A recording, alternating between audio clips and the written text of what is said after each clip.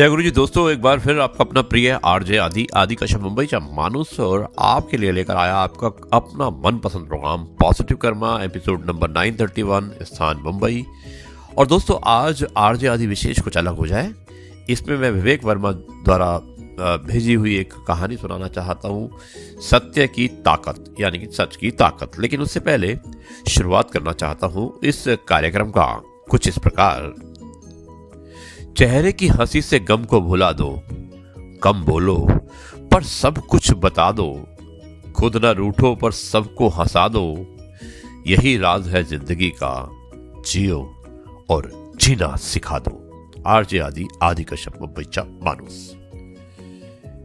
शुरुआत करता हूं आरजे आदि विशेष कुछ अलग हो जाए सत्य की ताकत से विवेक वर्मा जी द्वारा भेजी हुई एक कहानी।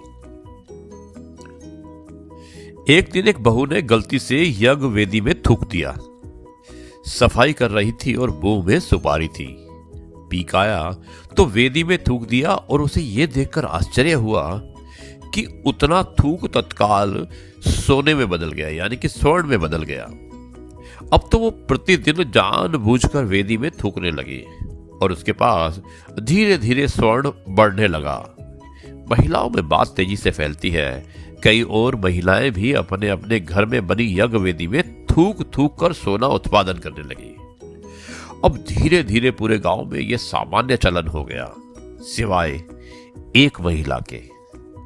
उस महिला को भी अनेक दूसरी महिलाओं ने उकसाया, समझाया कि अरे तू थूकती क्यों नहीं है। महिला बोली, जी बात यह है कि मैं अपने पति की अनुमति के बिना यह काम हरगिज नहीं करूंगी और जहां तक मुझे ज्ञात है वे इसकी अनुमति कभी भी नहीं देंगे। लेकिन गांव की महिलाओं ने ऐसा वातावरण बनाया कि आखिर उसने एक रात डरते डरते अपने पति को पूछ ही लिया, खबरदार जो ऐसा किया तो यज्ञ वेदी क्या थूकने की चीज है। पति की गरजदार चेतावनी के आगे बेबस वो महिला चुप हो गई।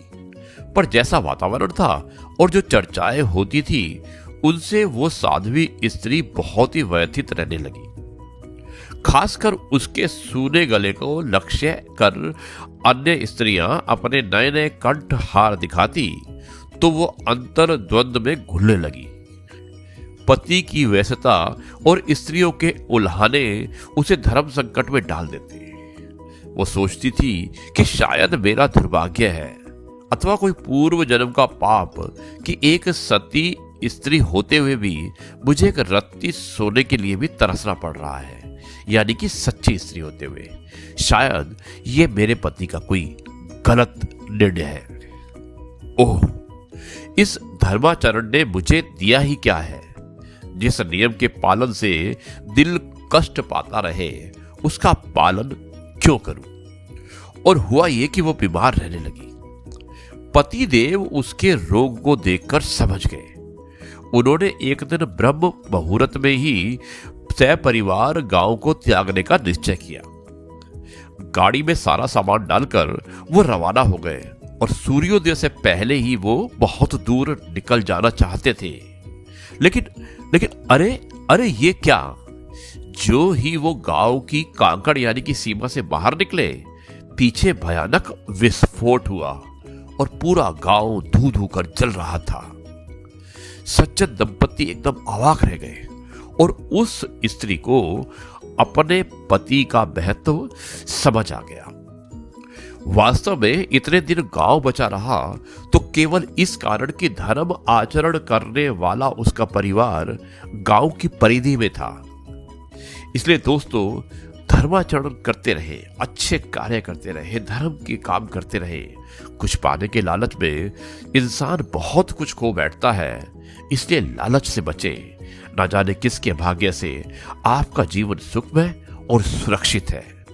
परहित धर्म का भी पालन करते रहिए, क्योंकि व्यक्तिगत स्वार्थ पतन का कारण बनता है। बहुत ही अच्छी कहानी थी। विवेक वर्मा जी आपने भेजा। आप बुल्गारिया में रहते हैं, सोफिया में रहते हैं और मुझे उम्मीद है कि सबको यह कहानी बहुत पसंद आई होगी, सत्य की ताकत। अब मैं इस कार्यक्रम को यहीं पर समाप्त करता हूं और कल आपसे एक बार फिर मुलाकात होगी। कुछ नई बातों के साथ। तब तक के लिए कहता हूं जय गुरु जी, शुक्राना।